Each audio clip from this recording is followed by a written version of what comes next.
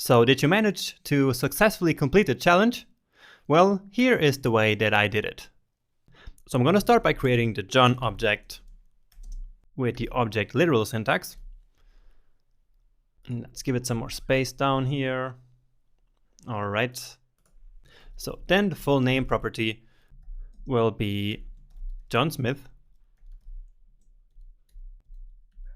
Then the mass is 92 kilograms. And the height is 1 meter and 95 centimeters. So 195. And then we need to calculate BMI method. So this is the trickier part, right? But it's still not really difficult.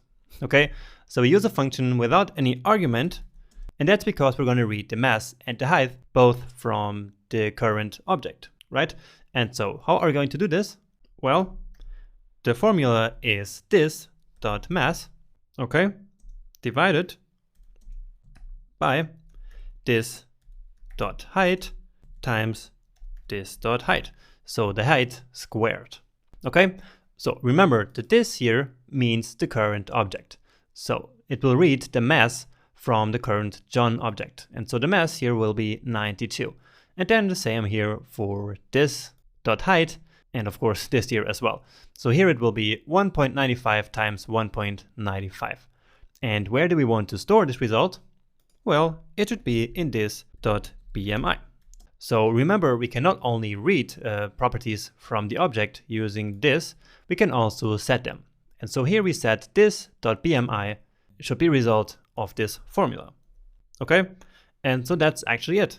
So we calculate the BMI, and then remember that here from the text that we should also return it. So save the BMI to the object and also return it from the method. And so return this dot BMI. Okay, so that's John, and now I'm just going to go ahead and copy it for Mark, because the method is actually going to be exactly the same, obviously. Okay, so it's going to have no difference.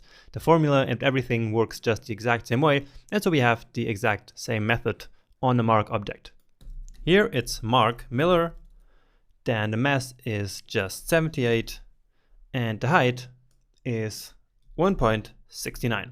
Okay, and as I mentioned, the rest stays the same. So we're now ready to calculate the BMI for both of them. So John.calc BMI, remember that's how we call methods, and then the same for Mark. Okay, and so yeah, let's take a look at these two objects actually. So console.log both John and Mark.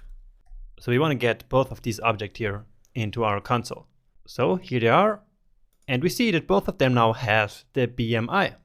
So John has a 24 and Mark has a 27. So great. So you see that it's actually very nice to have a method directly attached to the object, because this function is really related to this object, to this person in this case. And so it makes sense that we can have the method really together with the data instead of having an external function which could do these calculations as well. Okay, so that's why we make use of this pattern, let's say this best practice, to have the methods inside of the object. Now you're probably thinking that having the exact same method on these two objects kind of violates the dry principle that I showed you before. So the don't repeat yourself principle. And that's actually correct. So this is not the perfect way of doing it, but for now, with the knowledge that we have at this point, this is the best that we can do. Later in a more advanced section of the course, I'm then going to teach you how we can have the exact same method on multiple objects without having to repeat the code. But for now, this is more than okay like this, okay? So finally, we have to log to the console. So what do we want to say? Who has the highest BMI together with the full name and the respective. Don't forget they might be like a draw, so the same BMI. And so we've done this many times before. So John.BMI, let's now read it here from the object. If it's greater than Mark.BMI, well, then let's log to the console that John.first name, or actually its full name, has a higher BMI of, and then John.bmi to read it again. All right, now an else if here, because there can be the case where they both have the same, and so we have to account for that as well. So now it's Mark.bmi is larger than John.bmi. And then let's just grab this piece here of code, paste it here. This should be Mark, and this one as well. And then just the else, in case it is the same. They have the same BMI. Okay, so according to our data, Mark Miller has the highest BMI, and indeed that's exactly what we logged to the console. So Mark has 27, as you can see here, and John has 24. So let's now increase John's mass here to, let's say, 110. And so now, indeed, he has the larger BMI of both. So that's already almost perfect, but we can do even better. Okay, so let's get first rid of this. And what we can do is to actually calculate the BMIs right here. So we calculate the BMIs using the call BMI function, of course, or the method, I should say, and then we use that data to take these decisions here. But keep in mind that these methods, they actually also return the BMI, right?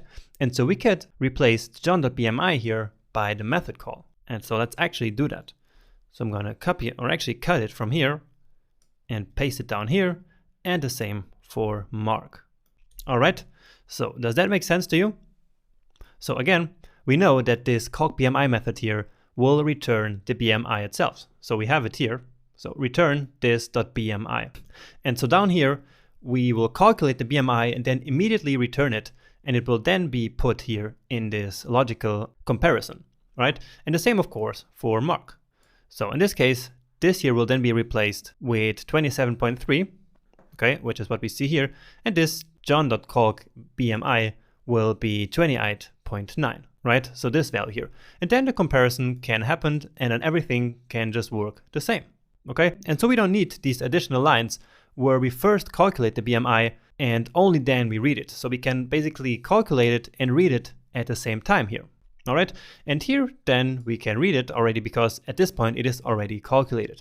And so of course we're not going to call BMI method again. So we only want to call it once, and then from there on we can just directly read the value from the object. So we're not going to put calc.bmi here or here because at this point again it is already calculated. Okay, does that make sense to you? And of course again you wouldn't have to do it this way, so it's not really important, but that's actually the reason why I asked you to also return the values here from the methods, so that we can then use this little trick where we can calculate and compare the values here all in one tag. All right, and just to confirm that it works the same, of course, here we go with the correct solution. Great, so we're almost at the end of the section. There's just one more thing to learn, which is loops and iteration. And so that's exactly what we're going to do in the next video. So I hope you enjoyed this one, and so see you next time.